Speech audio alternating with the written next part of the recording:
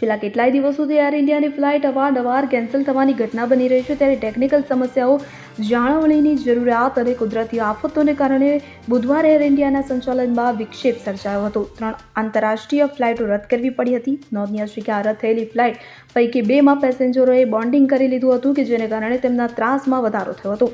બાલી જતી ત્રીજી ફ્લાઇટને એરપોર્ટ નજીક જ્વાળામુખી ફાટતા દિલ્હી પાછી વાળવી પડી હતી. મળતી માહિતી મુજબ ટોરેન્ટો દિલ્હી ફ્લાઇટ મેન્ટેનન્સ કામ લંબાઈ જવાને કારણે રદ કરવી પડી હતી, જેના પરિણામે ઓપરેટિંગ ક્રૂએ ફ્લાઇટ નિયમો હેઠળ માન્ય ડ્યુટી કરતાં વધુ કલાકો માટે ઉડાન ભરવી પડી હતી. એવી જ રીતે દુબઈ દિલ્હી ફ્લાઇટ ટેકનિકલ કારણોસર ભૂમિગત કરાઈ હતી કે જેમાં પણ પહેલા પ્રવાસીઓ બેસી ચૂક્યા હતા. બંને કિસ્સામાં પ્રવાસીઓને ફ્લાઇટ રદ કર્યા પછી વિમાનમાંથી પાછા ઉતારવામાં આવ્યા હતા. ત્રીજી રદ થયેલી ફ્લાઇટ દિલ્હી બાલીની AI2145 હતી કે જેને બાલી એરપોર્ટ નજીક જ્વાળામુખી ફાટતા દિલ્હી પાછા વાળવાની સલાહ આપવામાં આવી હતી. આ તકેદારીનું પગલું પ્રવાસીઓની સુરક્ષાને ધ્યાનમાં રાખીને લેવામાં આવ્યું હતું. વિમાન કોઈપણ અનિચ્છનીય ઘટના વિના દિલ્હી પાછું લેન્ડ થયું હતું. ત્યારે ફ્લાઇટો રદ થવાના કિસ્સા વધતા એર ઇન્ડિયા પ્રભાવિત પ્રવાસીઓ માટે વૈકલ્પિક પ્રવાસ વ્યવસ્થા પર કામ કરી રહ્યું છે અને પ્રવાસીઓને પૂર્ણ રિફંડ અથવા તો મફત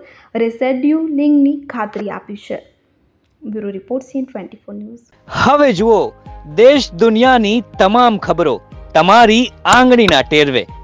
ઉઠાવો મોબાઈલ અને Google Play Store પરથી ડાઉનલોડ કરો અમારી CN24 ન્યૂઝ મોબાઈલ એપ.